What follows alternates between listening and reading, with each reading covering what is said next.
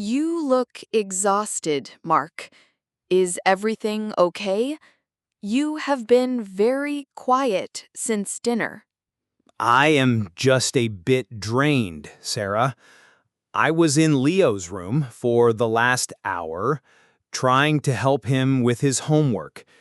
It was a real battle. Oh no, a homework battle.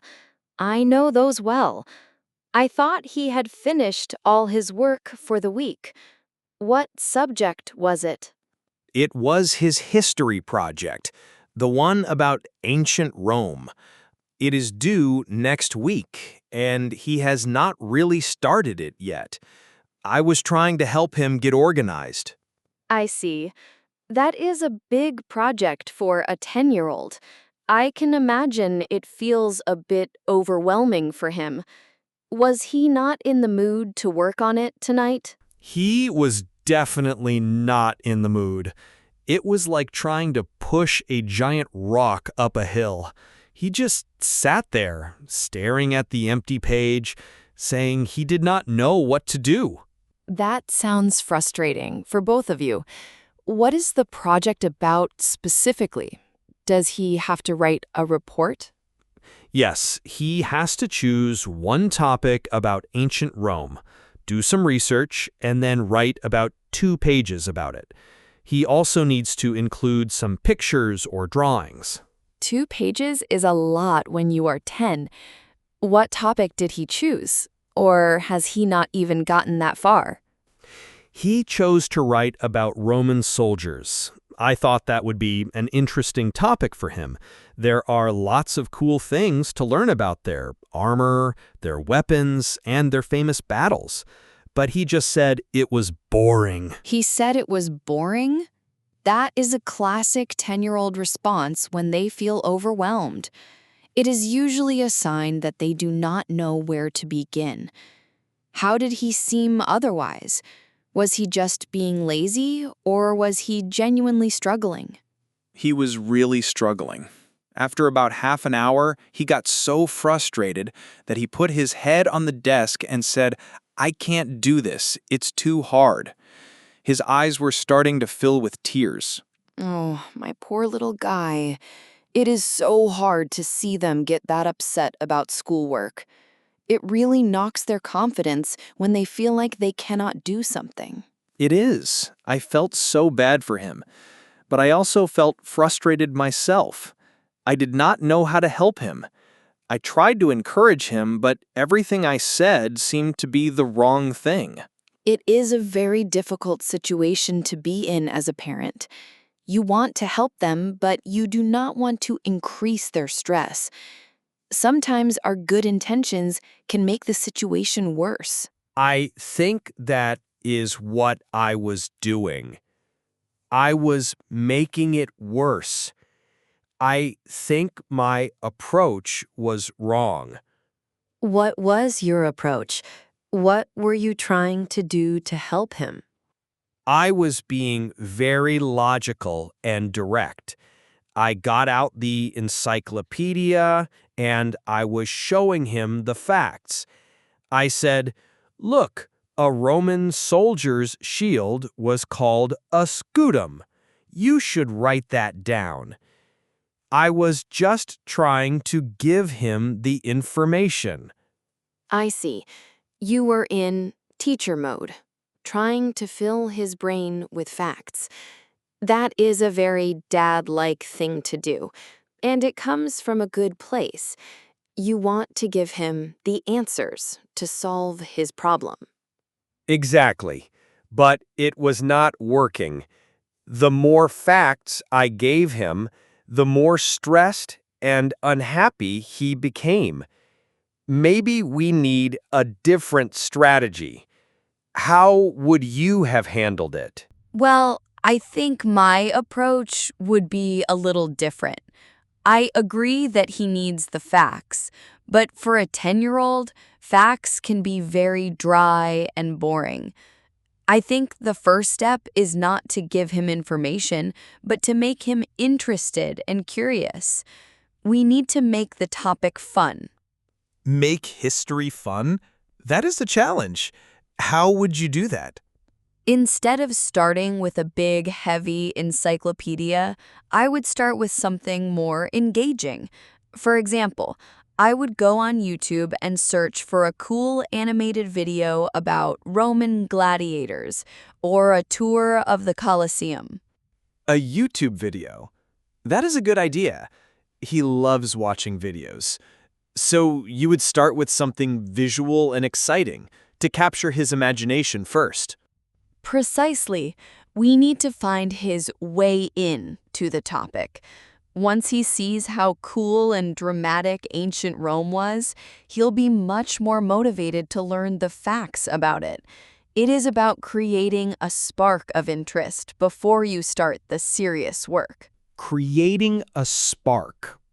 I like that. I was trying to build the fire without any spark at all. What are some other ways we could make it more fun for him? We could turn it into a more hands-on project. Maybe this weekend we could get some cardboard and try to build a model of a Roman shield and sword. It would help him to remember the names and shapes of the equipment. Build a model shield? He would absolutely love that. He loves making things. That is a brilliant idea.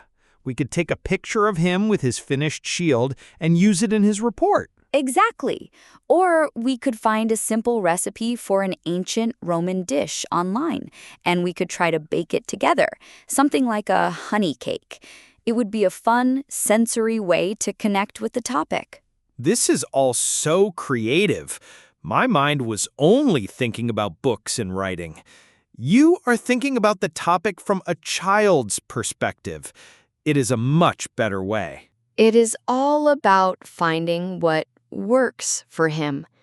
This also makes me think about his general homework routine.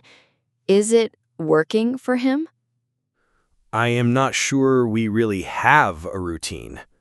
After school, he usually plays for a while, and then after dinner, we tell him it is time to do his homework. It often happens in his bedroom. I think we could improve that.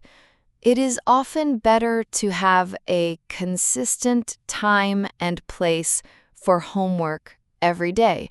It creates a habit and a structure. A consistent time and place. That makes sense. What are you suggesting? Maybe we could create a homework station for him at the kitchen table. We could have a special box with all his pens, pencils, and paper ready for him. The kitchen is often a better place than the bedroom because there are fewer distractions like toys and video games, and we are nearby if he needs help. A dedicated homework station in the kitchen. I really like that idea. It makes homework feel like a more official and important part of the day. But I have another worry. How much should we be helping him? I do not want to do the work for him. That is the most difficult question of all, and it is a very important one. It is a very fine line to walk. It is. I want him to learn to be independent and solve his own problems. But I also do not want to see him so frustrated that he gives up completely. I agree. I think our role is not to be the source of all the answers. Our role is to be a guide. We should not say, the answer is X. We should say, that is a great question. Where do you think we could look to find the answer? So we should help him find the resources, but let him find the answer himself. We are like his research assistants. Research assistants. I love that. Yes, that is our job. We can help him break the big project down into small, manageable steps. We can help him read and understand the difficult words. But he should be the one who does the thinking and the writing. This is all making me feel so much better. I was feeling like a bit of a failure as a dad because I could not help him. But now I feel like we can create a better strategy together. We are a team, Mark. We will solve this together. Here is my plan for tonight. I am going to go to Leo's room now.